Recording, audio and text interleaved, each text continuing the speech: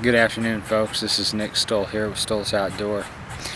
Anyway, today we're going to build a fire out here. It rained all day yesterday and it hasn't really gotten above 34 degrees, so the ground's still pretty wet and cold. But we're going to get a fire going and make some charcloth. So I want to show you how I do that.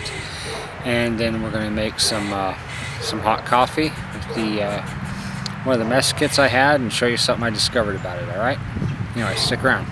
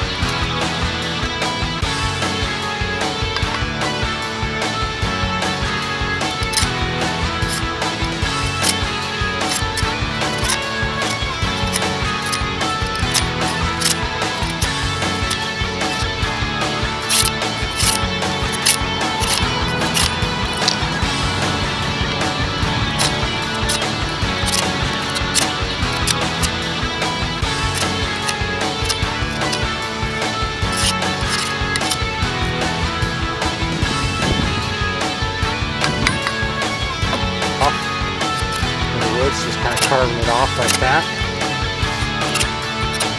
The outside of this wood is soaking wet. I try and build a fire with this wet wood on here. I'm not going to be able to get it going too easily. So if I take my knife, I just slice this wet wood off, just like that. Really improving my chances on getting this fire going.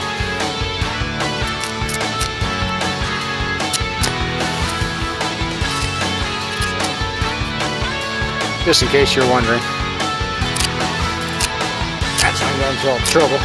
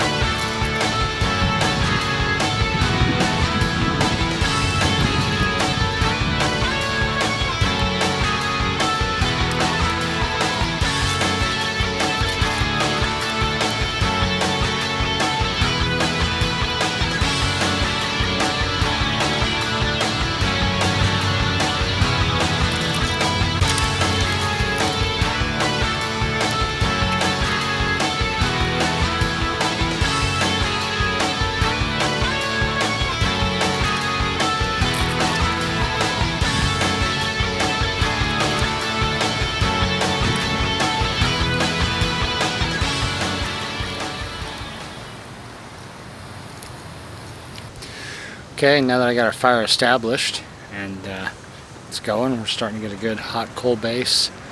As you saw in the video, started out with kind of a half log cabin style fire and just kept adding my smalls to it. I did start it with fat wood. I used a bunch of fat wood pine scraping for it to get it going today. Anyway, we're going to get some water on to boil and we're going to get some charcloth made. Alright guys, real quick for some charcloth. I got some really wide cotton webbing.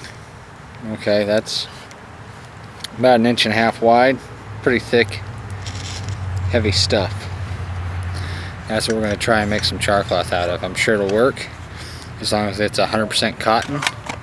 It should work just fine for some charcloth. And there's a lot of natural materials you can char. The inner pith of certain plants like mullein will char very well. Old rotted punkwood, the really rotted wood in the forest. I found that the softwoods work best for me.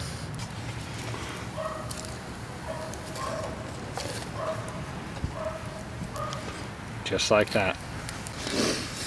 Alright, remember how I told you I wanted to show you guys something cool today? That in the fire there is the Ozark Trail nesting cup that I bought for the Stanley Cook set that had the 2 tumbler cups and the lid. Well, the lid on this fit perfectly right on the Ozark Trail cup with the butterfly handles that I bought with this. Alright, anyway, I just thought that was kind of cool since I just kind of bought it on a whim because it nests inside this Stanley Cook pot. So anyway, just a little discovery I made today and wanted to show you guys that here on video. So okay folks, so we got our charcloth out of the fire.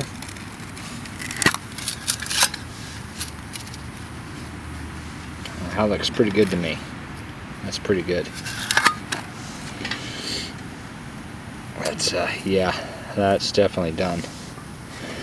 Let's see how it works. So we got the old flint and steel kit.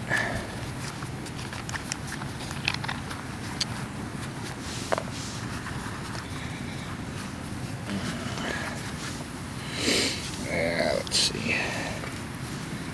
Finding a good sharp edge on this will be the biggest challenge.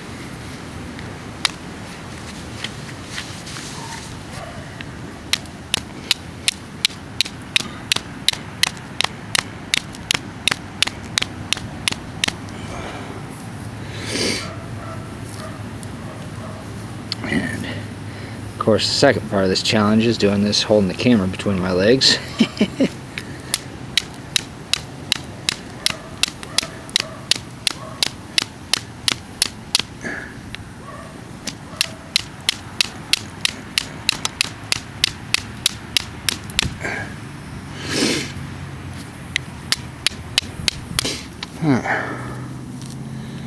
Nothing yet. Come on.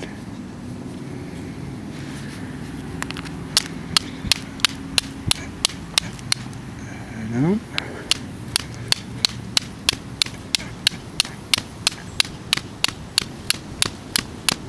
Oh, there we go. See that?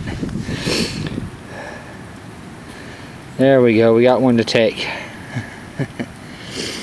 That was a little bit of a bugger. But yeah, we got it to take. So there, we got good charcloth. Okay, that is really good charcloth. Okay.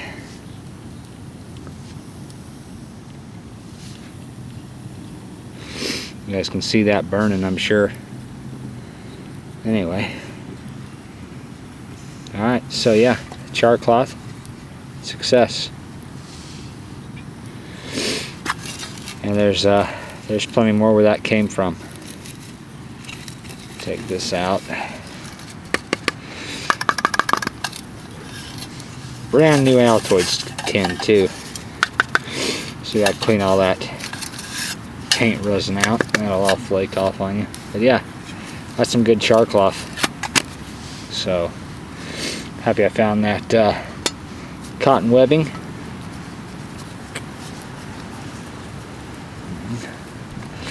For a flint back in there. So, like I was saying,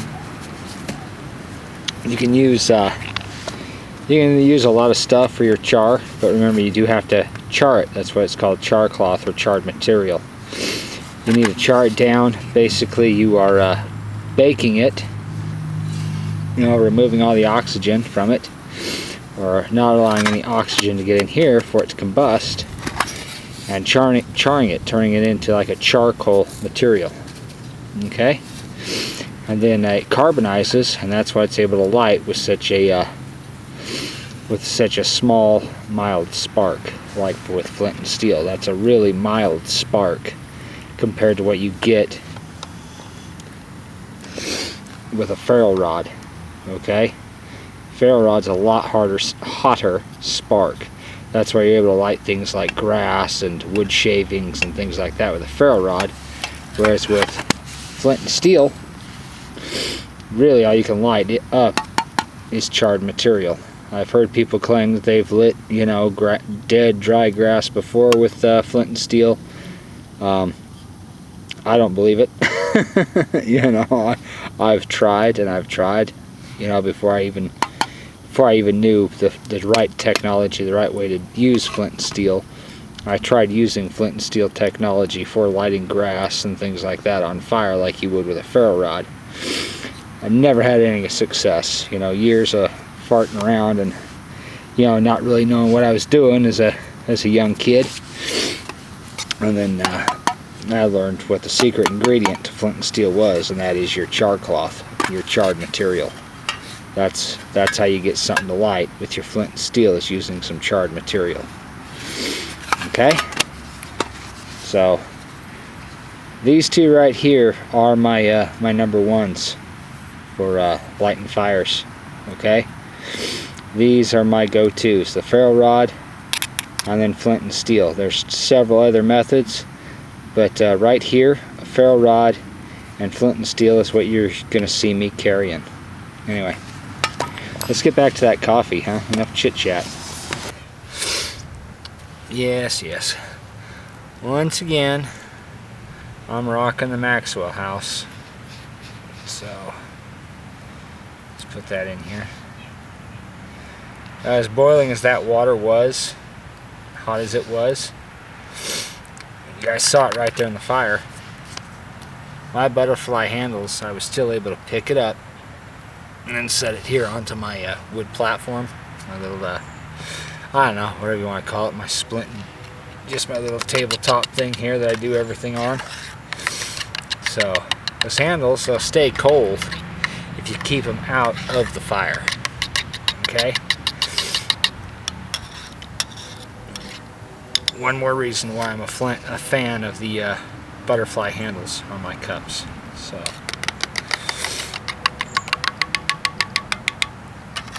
but yeah.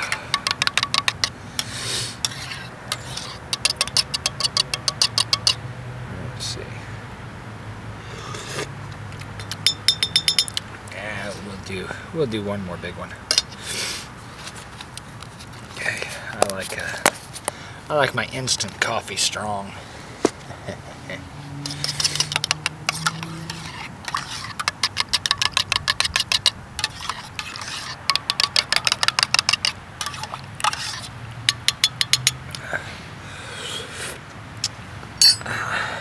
But yeah, that was a pretty cool thing today. Just was messing with this kit and playing around with it, packing different stuff inside the this Stanley cook pot, which that's the lid that goes to it right there. Okay, that's how this guy goes. And I was just kind of packing different stuff in it today, seeing what was what, and I just kind of set the lid down on top of the nesting cup.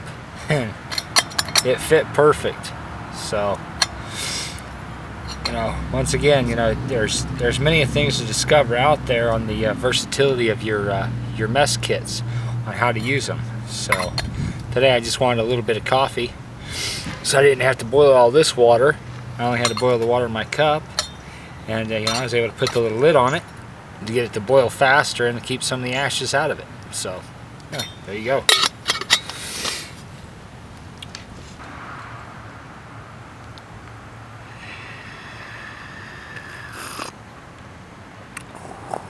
That's good. That's good. Anyway, I want to thank you guys for hanging out with me again today and watching me build a fire, which, you know, maybe I hope that doesn't get too boring for you guys. Anyway, and then let's see, what else did we do? We made some charcloth, and we discussed that a little bit. So, and then we made some coffee with our Ozark Trails cook pot, or our no, not our cook pot, but our Ozark Trails stainless steel mug with the butterfly handles, and we used the lid off of our Stanley cook pot and put it on our Ozark Trails cook cup, and that's how we boiled our water for our coffee today. So anyway, just wanted to show that to you guys, that cool little discovery, and of course get out here and make some charcloth too, because I am running low. So need to make some more of that. Anyway, folks, the camp out is a go. That will be next weekend. Okay, so the video probably won't upload till Monday night, something like that. But yeah, next weekend is a go. So a week from today, I will be camping out in northern Missouri, or at least more northern than I am right now.